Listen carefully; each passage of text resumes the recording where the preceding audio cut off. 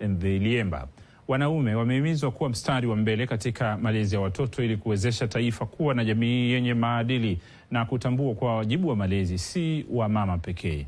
Ibrahim Mbwana na taarifa zaidi.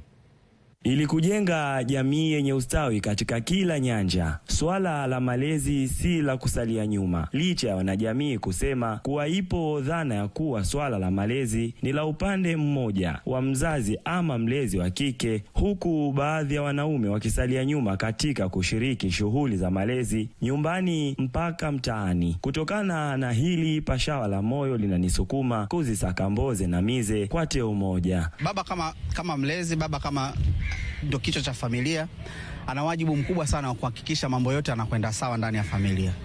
Siwezi kuwa nyuma katika kukubali ukweli ambao watu wengi huwa wapende kuusikia, kwamba ukipata mama bora, umepata familia bora. Tusiwe busy sana, inatakiwa tuwe muda mwingi tunafika. Kwa mfano, ukifika nyumbani inatakiwa uangalie mtoto wako leo katembelea wapi, kashinda wapi, alikuwa sehemu gani, labda kama ni shuleni ukague madaftari yake, kasoma, kaandika, kasahishiwa.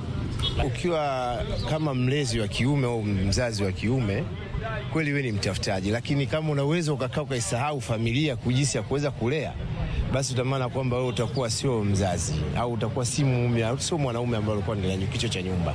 Baadhi ya wanawake wanasema mwanaume anapaswa kuwa kioo cha maadili kwa watoto wake. Mtoto analelewa na baba na mama, na wajibu wa wazazi ni kwamba mtoto kimfundisha, kwa mfano neno la Mungu, anasema neno la Mungu likikaa kwa wingi ndani yake hata liacha mpaka atakapokuwa mtu mzima.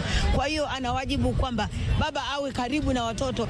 Anaweza katoka asubuhi, anarudi jioni, ndio mnaonana, wewe umetoka kwenye shughuli zako na yeye katoka kwenye shughuli zake. Hajui mmekula, hamjala, akitoka huko kanuna kwanza. Unamwanzia wapi kumuuliza? Dr. Malaki Bayaga ni mkufunzi wa masuala ya mahusiano na familia. Anaweka hadharani faida lukuki za wanaume kushiriki katika malezi. Kwa mtoto wa kiume, baba ndiye anayemfundisha kuhusu kuwa mwanaume. Kwa hiyo baba ndiye anayeingiza wanaume ndani ya mtoto. Hapo inahusisha kuwajibika, kujituma na namna mtoto anavyokabiliana na ulimwengu. Kwa mtoto wa kike, baba ndiye anayemfanya mtoto ajihisi ni wa thamani. Kisha anatoa ushauri kwa wanaume. Kwa tunahitaji kujenga au kutenga muda wa majukumu na muda wa kuwa na familia.